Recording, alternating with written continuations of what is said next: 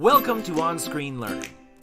Understand standard operating procedures with regards to routine maintenance and cleaning, adhering to manufacturer's guidelines, control of substances hazardous to health, COSHH, manual handling techniques, electrical safety and security, and safe storage of equipment. Within a fitness facility, routine maintenance and cleaning are important in prolonging the life of gym equipment. They will minimize the need for service calls and repairs, and ensure the safety of the equipment and therefore the customers. All of the following should be taken into consideration when writing standard operating procedures for maintenance and cleaning. Manufacturer's guidelines. Manufacturers provide guidelines for equipment maintenance and cleaning, which should be referenced to.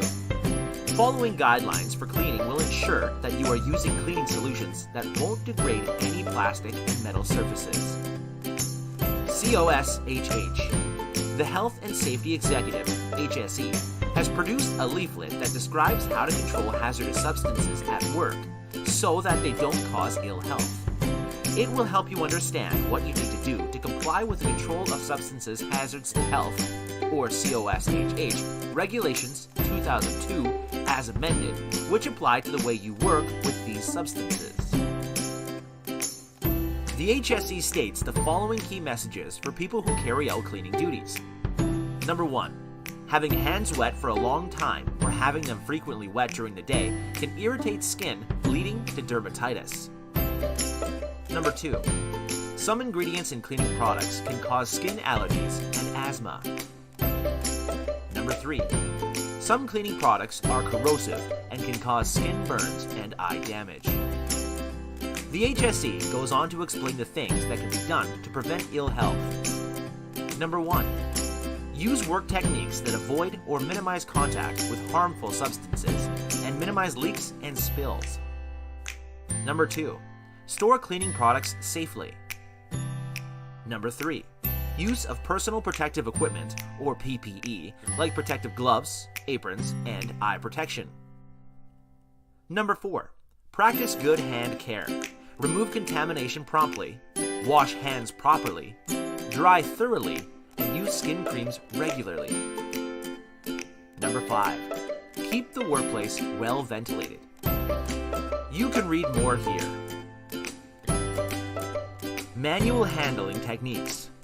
Employers must protect their workers from the risk of injury and ill health from hazardous manual handling tasks in the workplace. The HSE defines manual handling as follows.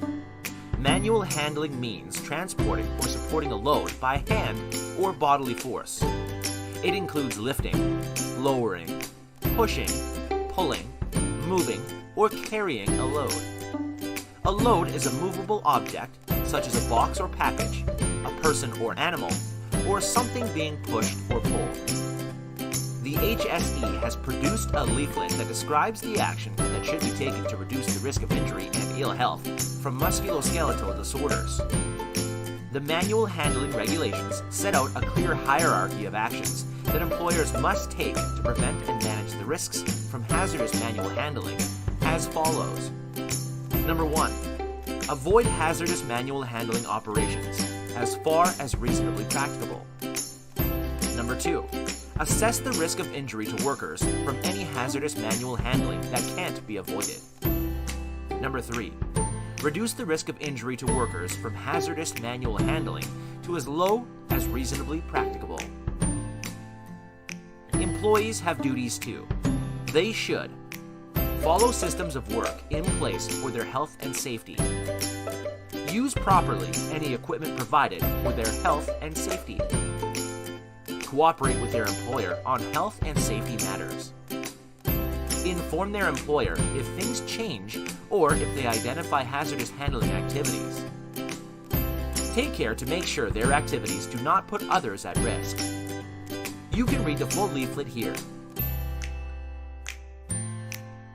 Electrical safety. The HSE gives guidance on safety for maintaining electrical equipment. Equipment should be visually checked to spot early signs of damage or deterioration. In addition, it should be more thoroughly tested by a competent person. The The HSE Brief Guide to Electrical Safety looks at the hazards of working with electrical equipment and how to assess and reduce risks. The main hazards are contact with live parts causing shock and burns. Normal mains voltage, 230 volts AC, can kill. Faults, which could cause fire. Fire or explosion, where electricity could be the source of ignition in a potentially flammable or explosive atmosphere. Security and safe storage of equipment. Gym equipment should be stored safely, and fixed machines and equipment properly secured. Task: locate and read your organization's operating procedures in relation to routine maintenance and cleaning, adhering to manufacturer's guidelines, control of substances hazardous to health, COSHH, manual handling techniques, electrical safety and security, and safe storage of equipment.